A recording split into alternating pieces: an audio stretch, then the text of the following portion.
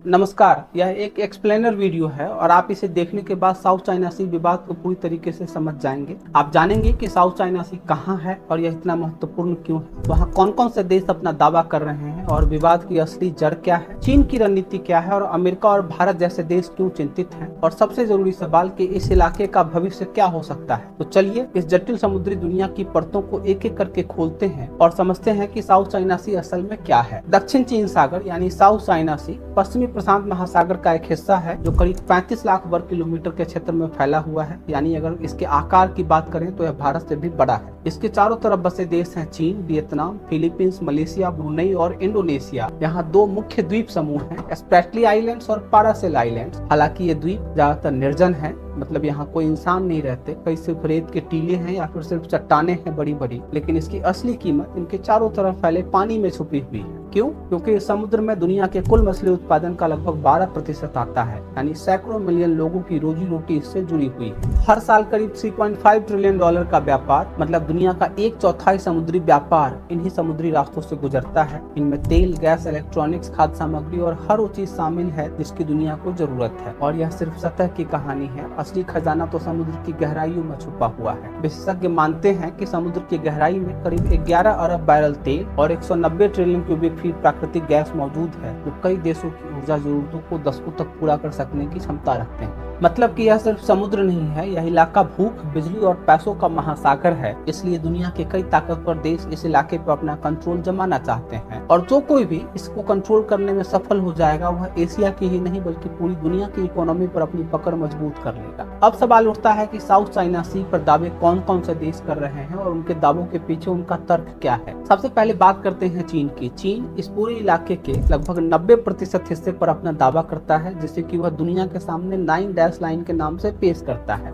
इस लाइन का इतिहास 1930 के दशक से शुरू होता है, जब चीन ने पहली बार दक्षिण चीन सागर में अपने दावे दर्शाने शुरू किए थे। लेकिन आधिकारिक तौर पर यह रेखा 1 दिसंबर 1947 को सामने आई, जब रिपब्लिक ऑफ चाइना, मतलब तत्कालीन चीनी सरकार, उस समय में चीन पीपल्स रिपब्लिक ऑफ चाइना की सरकार नहीं हुआ करती थी, वहाँ पे चीन रिपब्लिक ऑफ चाइना कहलाता था, ने map of South China Sea island प्रकाशित किया। उस समय इस नक्शे में 11 डैश थे, यानी कि दरअसल यह 11 डैश लाइन कहलाती थी। लेकिन 1952 में जब चीन ने वियतनाम के साथ कूटनीतिक संबंधों को ध्यान में रखते हुए और उसको ठीक करने के लिए गल्फ ऑफ टोंकिंग के क्षेत्र से 2 डैश हटा लिए थे, तब यह 11 डैश लाइन बन गई थी 9 डैश लाइन, और वही लाइन है जिसे आज दुनिया जानती है। चीन का दावा है कि ऐतिहासिक रूप से यह इलाका उसका रहा है। वह पुराने चीनी नक्शे, समुद्री यात्राएं और मछुआरों की मौजूदगी को सबूत के तौर पर दुनिया के सामने पेश करता है। हालांकि बाकी दुनिया उसके द्वारा पेश किए गए सबूतों को नहीं मानती, उसको खारिज करती है, और इसलिए बाकी दुनिया चीन के साउथ चाइना सी के इलाके पे जो टेरिटोरियल क्लेम्स हैं उसको स्वीकार नहीं करती है। लेकिन चीन अकेला खिलाड़ी नहीं है, वियतनाम भी इस इलाके में अपनी पकड़ मजबूत मानता है। वियतनाम का दावा स्प्रेटली और पारासेल द्वीपों पर है, जहाँ पे चीन के भी दावे हैं। उसका कहना है कि ये द्वीप प्राचीन समय से ही वियतनाम के राजाओं के अधीन रहे हैं और उनके पास ऐतिहासिक दस्तावेज मौजूद हैं। वियतनाम चीन के दावों को भी सिरे से खारिज करता है और अपनी नेवी को इसलिए और मजबूत बना रहा है, क्योंकि वियतनाम जानता है कि भविष्य में अगर उसका टकराव हुआ चाइना के साथ इस इलाके को लेकर के, तो एक मजबूत नेवी ही उसके काम आएगी। अगर दावों पे लौटे तो फिलीपींस की कहानी थोड़ी सी अलग है। वह अंतर्राष्ट्रीय कानून के सहारे अपना दावा ठोकता है। फिलीपींस के दावे मुख्य रूप से उसकी एक्सक्लूसिव इकोनॉमिक जोन के अंदर आते हैं। अब अगर आपको मालूम नहीं है कि एक्सक्लूसिव इकोनॉमिक जोन क्या होता है समंदर में, तो आप कमेंट में एक्सक्लूसिव इकोनॉमिक जोन लिखिए, मैं समझ जाऊंगा और मैं इस विषय को एक्सप्लेन करते हुए एक नया वीडियो लेकर के आऊंगा आपके लिए। वापस आते हैं देशों के दावे पे। फिलीपींस के दावे पे सबसे पहले, फिलीपींस अंतर्राष्ट्रीय कानून यानी कि United Nations Convention on the Law of the Sea के तहत कहता है कि 200 नॉटिकल माइल्स तक का समुद्री इलाका उसका अधिकार क्षेत्र है। फिलीपींस ने इसी को लेकर के 2013 में परमानेंट कोर्ट ऑफ आर्बिट्रेशन का दरवाजा खटखटाया, चीन के खिलाफ मुकदमा किया और 2016 में वह मुकदमा जीत भी गया। कोर्ट ने साफ कहा कि चीन का दावा गैर कानूनी है, लेकिन चीन ने इस फैसले को मानने से इनकार कर दिया। क्यों? इसके बारे में डिटेल में बात करेंगे आगे के सेक्शंस में। वापस अगर देशों के दावे पे लौटें तो चीन, वियतनाम और फिलीपींस के अलावा मलेशिया, ब्रुनेई और इंडोनेशिया जैसे देशों के भी अपने अपने दावे हैं जो अपने अपने तटीय इलाकों और आर्थिक क्षेत्रों पर अधिकार जताते हैं। ये देश अपने तटीय इलाकों से सटे समुद्री हिस्सों पर दावा करते हैं, खास करके एक्सक्लूसिव इकोनॉमिक जोन के अंदर जो तेल और गैस के भंडार हैं उन पर। इंडोनेशिया का खास मामला नाटूना द्वीप समूह को लेकर के है, जहाँ वह चीन की घुसपैठ को बार बार रोकता है। मतलब साउथ चाइना सी का जो पूरा विवाद है वह चीन बनाम अमेरिका नहीं है, बल्कि एक जटिल एशियाई टकराव है जहां छोटे छोटे देशों की आवाजें भी बड़ी भूमिका निभा रही हैं। और ये वही देश है जिनकी मछलियां, जिनके व्यापार और जिनके तेल पे इन दावों का सीधा असर पड़ रहा है। तो असल विवाद सिर्फ नक्शों और दावों की लड़ाई नहीं है, ये लड़ाई 3 बड़े सवालों पर टिकी हुई है। पहला सवाल कि किसका मालिकाना हक है, कौन किस द्वीप, चट्टान और समुद्र के हिस्से का असली मालिक है। दूसरा सवाल कि तेल, गैस और मछली के भंडारों पर किसका अधिकार होगा। साउथ चाइना सी के नीचे अरबों डॉलर के जो संसाधन छुपे हैं, जिन पर हर देश अपना दावा करना चाहता है, उन संसाधनों पर किसका अधिकार होगा। और तीसरा लेकिन सबसे बड़ा सवाल कि कौन जहाजों के रास्तों को कंट्रोल करेगा। मतलब साउथ चाइना सी के इलाके से जो जहाज गुजरते हैं उस पर किसका कंट्रोल होगा, रास्तों को कौन कंट्रोल करेगा। इस पूरी लड़ाई की जड़ है चीन की 9 डैश लाइन, एक ऐतिहासिक दावा जो 1947 के पुराने चीनी नक्शों में दिखता है। यह दावा चीन को पूरे साउथ चाइना सी के लगभग 90% हिस्से पर हक जताने देता है, जो सीधे सीधे अंतर्राष्ट्रीय कानून के दायरे में आने वाले दूसरे देशों के अधिकार क्षेत्रों से टकराता है। और यहीं से असली विवाद शुरू होता है और यहीं से 2013 में फिलीपींस ने इस मुद्दे को परमानेंट कोर्ट ऑफ आर्बिट्रेशन में उठाया। पीसीए में फिलीपींस का तर्क था कि चीन का 9 डैश लाइन का दावा अंतर्राष्ट्रीय कानून यानी कि United Nation Convention on the Law of the Sea के खिलाफ है, क्योंकि यह दूसरे देशों के एक्सक्लूसिव इकोनॉमिक जोन को नजरअंदाज करता है। 2016 में पीसीए ने फैसला सुनाया। कोर्ट ने स्पष्ट कहा कि चीन का 9 डैश लाइन का दावा कानूनी रूप से मान्य नहीं है। इसके अलावा कोर्ट ने यह भी माना कि स्प्रेटली द्वीप पर चीन का आर्टिफिशियल निर्माण जैसे कि रेत डाल करके द्वीप बनाना, उस पर सैन्य अड्डे बनाना गैर कानूनी है, क्योंकि ये क्षेत्र पहले से ही दूसरे देशों के एक्सक्लूसिव इकोनॉमिक जोन के तहत आते हैं। लेकिन यहाँ से कहानी और ज्यादा उलझ जाती है। मतलब 2016 में जो पीसीए का फैसला आया उसके बाद इस क्षेत्र में तनाव और बढ़ गया है। चीन ने पीसीए के फैसले को पूरी तरीके से नजरअंदाज कर दिया। क्यों? क्योंकि परमानेंट कोर्ट ऑफ आर्बिट्रेशन के पास अपने फैसलों को जबरदस्ती लागू करवाने की यानी कि इन्फोर्समेंट पावर नहीं होती। पीसीए केवल कानूनी राय और निर्णय दे सकता है, लेकिन उसे लागू करने के लिए चाहिए राजनीतिक इच्छा शक्ति और अंतर्राष्ट्रीय दबाव। लेकिन जब सामने चीन जैसा आर्थिक और सैन्य महाशक्ति हो तो बाकी देशों के लिए उसे रोकना आसान नहीं होता। चीन ने साफ कहा कि वह इस फैसले को नहीं मानेगा, क्योंकि उसके मुताबिक पीसीए को इस विवाद पर निर्णय देने का कोई अधिकार ही नहीं था। चीन का दावा है कि साउथ चाइना सी पर उसके अधिकार ऐतिहासिक और सैद्धांतिक रूप से, सांस्कृतिक रूप से पहले से ही सिद्ध हैं और कोई भी अंतर्राष्ट्रीय संस्था उसके आंतरिक मामलों में दखल नहीं दे सकती और चीन किसी भी तरह की दखल अंदाजी को बर्दाश्त भी नहीं करेगा। यही वजह है कि 2016 के फैसले के बावजूद न सिर्फ विवाद हल नहीं हुआ, बल्कि चीन ने अपनी गतिविधियां इस इलाके में और तेज कर दी। आर्टिफिशियल आइलैंड बनाना, सैन्य निर्माण, छोटी छोटी घुसपैठ की घटनाएं, जिससे कि पूरे क्षेत्र में तनाव और ज्यादा बढ़ गया। असल में यह विवाद दिखाता है कि सिर्फ अंतर्राष्ट्रीय कानून से देशों के बीच विवाद हल नहीं होते। असली ताकत इस बात में है कि किसके पास जमीन पर या फिर समुद्र में असल कंट्रोल है। तो सवाल उठता है कि चीन असल में ऐसा क्या कर रहा है जिससे कि उसने अपनी पकड़ इस इलाके में मजबूत कर ली है। सबसे पहले चीन यहाँ पे आर्टिफिशियल आइलैंड्स बना रहा है। ये कोई प्राकृतिक द्वीप नहीं है, बल्कि चीन छोटे छोटे रीफ, चट्टाने और रेत के टापुओं पर रेत, कंक्रीट और स्टील डाल करके नए द्वीप बना रहा है। इन पर वह अस्थायी सैन्य ठिकाने और नागरिक ठिकाने बना सकता है। उदाहरण के लिए स्प्रेटली द्वीप पर चीन ने 3000 मीटर से ज्यादा लंबा रनवे बनाया है, जहां उसके फाइटर जेट्स बराबर उतरते हैं, पहले भी कई बार उतर चुके हैं। वहां missile defence system, anti ship missiles, radar station और सैनिक अड्डे तक खड़े कर लिए हैं चीन ने। दूसरा, चीन की रणनीति है कि फैट अकॉम्प्लिश स्ट्रेटजी, यानी कि पहले जमीन या समुद्र के किसी इलाके पर कब्जा कर लो और फिर बाकी दुनिया को मजबूर करो कि वह इसको स्वीकार कर ले। चीन जानता है कि अंतर्राष्ट्रीय अदालतों के फैसले भले ही उसके खिलाफ आए, लेकिन अगर उसके सैनिक, जहाज और निर्माण पहले से मौजूद होंगे उस इलाके में तो उसे हटाना बेहद मुश्किल हो जाएगा। तीसरा है, चीन का फोकस है स्टेटस को बदलने पे। वह जानता है कि अगर उसने अभी कदम नहीं उठाए तो भविष्य में अमेरिका और उसके गठबंधन वाले देश उसे रोक सकते हैं। इसलिए चीन तेजी से अपनी भौगोलिक और सैन्य स्थिति को बदल रहा है, ताकि समुद्र में उसका दावा एक नई वास्तविकता बन जाए, जिसे कि इंटरनेशनल डिप्लोमेसी में स्टेटस को कहा जाता है। और चौथा, चीन सिर्फ नौसेना का इस्तेमाल नहीं करता, वह कोस्ट गार्ड, मैरीटाइम मिलिशिया यानी कि मछुआरों की आड़ में सैनिक, सर्वेलांस से हर वो चीज और हर उस ताकत का इस्तेमाल करता है जो उसे ग्रे जोन वॉरफेयर में मदद दे सके। यह वह रणनीति कहलाती है जिसमें युद्ध सीधे नहीं छेड़ा जाता, लेकिन सामने वाले पर लगातार दबाव बनाया जाता है, उसे डराया जाता है, धमकाया जाता है ताकि वह थक करके पीछे हट जाए। छोटे देश जिनके पास न तो संसाधन होते हैं न ही सैन्य ताकत, अक्सर इन दबावों के आगे झुक जाते हैं, सरेंडर कर देते हैं। कुल मिलाकर के चीन एक शतरंज की तरह खेल रहा है, धीरे धीरे अपनी मोहरें जमा रहा है ताकि अगले दशक में इस इलाके का असली मालिक वही कहलाए। यह सिर्फ एक क्षेत्रीय टकराव नहीं बल्कि एक धीमी लेकिन बेहद गंभीर शक्ति संघर्ष है और जिसका असर पूरी दुनिया की राजनीति पर पड़े। चीन की चालों को समझने के बाद अब सवाल उठता है कि दुनिया की बाकी बड़ी ताकतें क्या कर रही हैं। सबसे पहले बात करते हैं अमेरिका की। अमेरिका दुनिया की सबसे बड़ी नौसेना की ताकत, लेकिन अमेरिका खुद इस इलाके पर कोई क्षेत्रीय दावा नहीं करता, लेकिन उसके लिए साउथ चाइना सी बेहद अहम है। क्यों?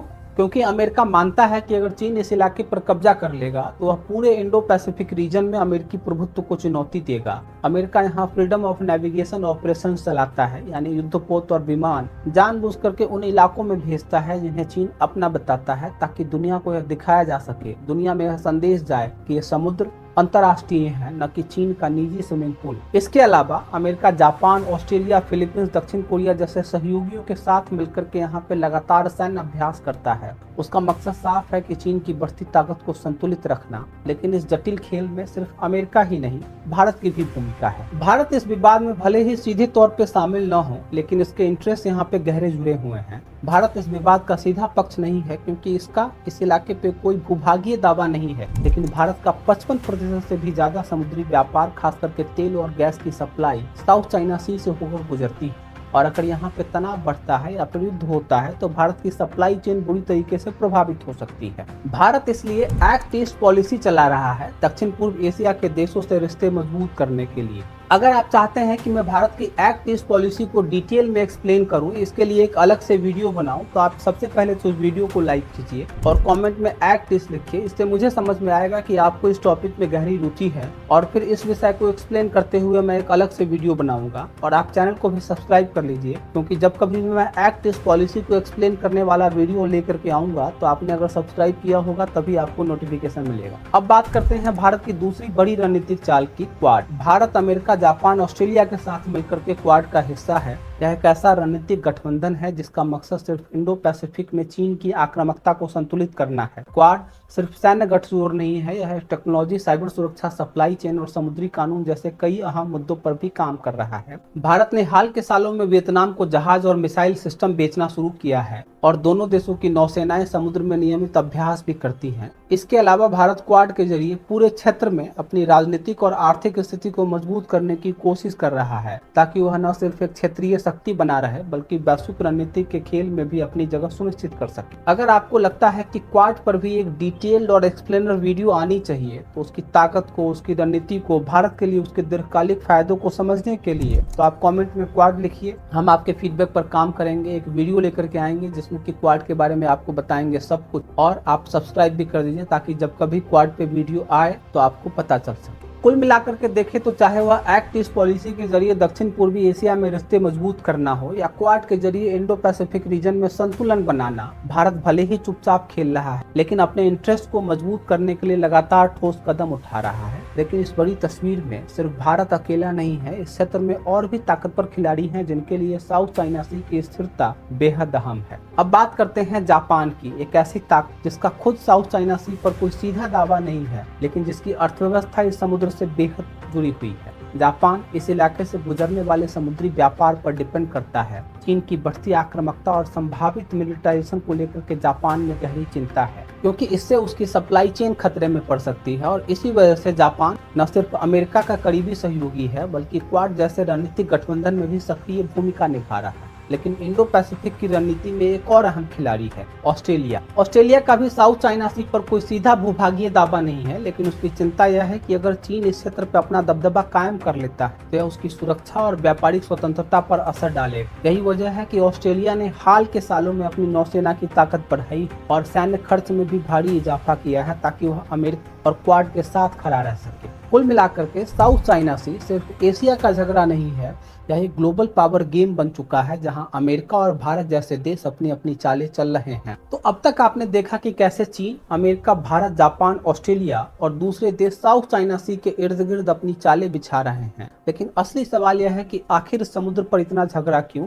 ऐसी क्या चीज है यहाँ जिसकी कीमत इतनी ज्यादा है कि दुनिया की बड़ी से बड़ी ताकतें भी यहाँ पे आमने सामने खड़ी हो गई। आइए समझते हैं साउथ चाइना सी की असली कीमत, असली ताकत क्या है। अक्सर लोग सोचते हैं कि साउथ चाइना सी का विवाद सिर्फ कुछ निर्जन द्वीपों, समुद्री नक्शों और नौसेना की ताकत का खेल है, लेकिन असली लड़ाई की कहानी इससे कहीं ज्यादा बड़ी है। वह लड़ाई है इंसानों की जिंदगियां, अमूल्य संसाधन और पूरी ग्लोबल इकोनॉमी के भविष्य की। सबसे पहले बात करते हैं उस चीज की जो करोड़ों लोगों की रोजी रोटी से जुड़ी हुई है, मछली। साउथ चाइना सी सिर्फ युद्धपोतों का इलाका नहीं है, यहाँ हर साल करीब 12% वैश्विक मछली का उत्पादन होता है। वियतनाम, फिलीपींस, मलेशिया और इंडोनेशिया जैसे देशों के करीब 40 करोड़ गरीब मछुआरे अपनी रोजी रोटी के लिए समुद्र पर डिपेंड करते हैं। अगर चीन पूरे समुद्र पर नियंत्रण पा लेता है या फिर यहाँ पे ओवर फिशिंग बढ़ती है तो लाखों परिवारों की आजीविका पर सीधा संकट आ जाएगा। लेकिन सिर्फ लोगों की आजीविका ही दांव पे नहीं है, इस समुद्र की गहराई में छुपी हुई है भविष्य की ऊर्जा की चाबी। अरबों डॉलर के तेल, गैस के भंडार जो साउथ चाइना सी के नीचे दबे इतने बड़े हैं कि कई देशों की ऊर्जा जरूरतों को दशकों तक पूरी कर सकते हैं। इन पर कब्जा सिर्फ आर्थिक मुनाफा नहीं बल्कि ऊर्जा स्वतंत्रता और भू राजनीतिक शक्ति भी देता है। यही वजह है कि चीन, वियतनाम, मलेशिया और ब्रुनेई जैसे देश अपने अपने हिस्सों की तलाश और खनन की दौड़ में लगे हुए हैं। और आखिर में सबसे बड़ा दाव वो व्यापार जो पूरी एशिया की लाइफलाइन है। साउथ चाइना सी एक ग्लोबल सुपर हाईवे है, यहाँ से हर साल करीब 3.5 ट्रिलियन डॉलर का व्यापार गुजरता है। जापान, दक्षिण कोरिया, भारत, ऑस्ट्रेलिया जैसे देशों की सप्लाई चेन इस मार्ग पर डिपेंड करती है। अगर चीन कभी इस रास्ते को बंद कर दे या फिर यहाँ पे युद्ध छेड़ दे, तनाव बढ़ जाए तो तेल की कीमतें आसमान छूने लगेंगी, शिपिंग रुक जाएगी और पूरी एशियाई इकोनॉमी तबाह हो सकती है। इसलिए साउथ चाइना सी सिर्फ नक्शों या फिर राजनीति का मामला नहीं है, यह एक ऐसा इलाका है जो करोड़ों लोगों की जिंदगी, ऊर्जा सुरक्षा और पूरी वैश्विक अर्थव्यवस्था की नब्ज से जुड़ा हुआ है। तो अब सबसे बड़ा सवाल कि क्या साउथ चाइना सी का एक विवाद सीधे युद्ध में बदल सकता है कभी? आज अमेरिका और चीन के बीच में एक सीधी सैन्य हॉटलाइन मौजूद है ताकि गलती या गलतफहमी से कोई जंग न शुरू हो जाए। लेकिन दुनिया को डर है कि अगर किसी दिन कोई जहाज या कोई विमान या कोई छोटी सी झड़प बढ़ गई तो यह तनाव सीधे खुले युद्ध में बदल सकता है और तब इसका असर सिर्फ एशिया पर नहीं बल्कि पूरी दुनिया पर पड़ेगा। दक्षिण पूर्व एशिया के छोटे देश जैसे वियतनाम, फिलीपींस, मलेशिया जानते हैं कि वह अकेले चीन से नहीं लड़ सकते, इसलिए वह आसियान यानी कि association of south east Asian Nations लंबे समय से कोड ऑफ कंडक्ट पर बातचीत कर रहा है ताकि एक साझा नियम बन सके और टकराव टाला जा सके। लेकिन इस समझौतों की प्रगति इतनी धीमी है क्योंकि चीन हर बार अपने दावों पे अड़ा रहता है और एक भी दावा छोड़ने को कभी राजी नहीं होता। सच्चाई यह है कि जब तक चीन अपना 9 डैश लाइन का दावा छोड़ने को तैयार नहीं होता या बाकी देश उसे सामूहिक रूप से चुनौती नहीं देते, यह तनाव बना रहेगा। यह सिर्फ हथियारों की लड़ाई नहीं, एक कानून, कूटनीति और ताकत की लड़ाई है। सवाल यह है कि किसका नियम चलेगा, अंतर्राष्ट्रीय कानून या ताकतवर देशों की जमीन पे बनाई गई हकीकत। भविष्य का रास्ता मुश्किल और अनिश्चित है, या तो समुद्र में कूटनीति काम करेगी या फिर समुद्र में हथियारों की गड़गड़ाहट गूंजेगी। अगर साउथ चाइना सी में जंग छिड़ती है तो इसका असर सिर्फ एशिया तक सीमित नहीं रहेगा, इसका झटका पूरी दुनिया की अर्थव्यवस्था और वैश्विक सुरक्षा को लगेगा। कुल मिलाकर के साउथ चाइना सी सिर्फ एशिया का समुद्र का विवाद नहीं है, यह एक बड़ा वैश्विक पावर गेम बन चुका है जिसकी चालें आने वाले दशकों की तस्वीर तय करेंगी। तो यह था साउथ चाइना सी का पूरा सच, एक ऐसा समुद्र जो बाहर से शांत दिखता है लेकिन जिसके भीतर छुपी है एशिया की सबसे बड़ी कूटनीतिक, सैन्य और आर्थिक चुनौतियां। यह सिर्फ नक्शों की लड़ाई नहीं है बल्कि भविष्य की शक्ति, संसाधनों और वैश्विक संतुलन की टकराहट। तो अगर यह वीडियो आपको यूजफुल लगा है तो इसको लाइक कीजिए, शेयर कीजिए, सब्सक्राइब जरूर कीजिए ताकि हम ऐसे जटिल मुद्दों को सरल भाषा में आपके लिए लेकर के आते रहें। और हाँ, आपको दोबारा से याद दिला रहा हूँ, अगर आपने अभी तक कमेंट में act east, exclusive economic zone या क्वाड नहीं लिखा है तो जरूर लिखिए ताकि हमें पता चले कि आपको इन टॉपिक्स पर डीप डाइव का वीडियो चाहिए। इसके अलावा अपनी राय भी जरूर बताइए, क्या भारत को साउथ चाइना सी विवाद में खुल करके अपनी भूमिका निभानी चाहिए या उसे इस संघर्ष से दूरी बना करके रखनी चाहिए? आपकी राय जो भी है हमारे लिए बहुत महत्वपूर्ण है क्योंकि यह मेरी भी समझ को विकसित करेगी। तो मिलते हैं अगले वीडियो में एक नई कहानी, नई परतों और नए सवालों के साथ। आज के लिए इतना ही, धन्यवाद।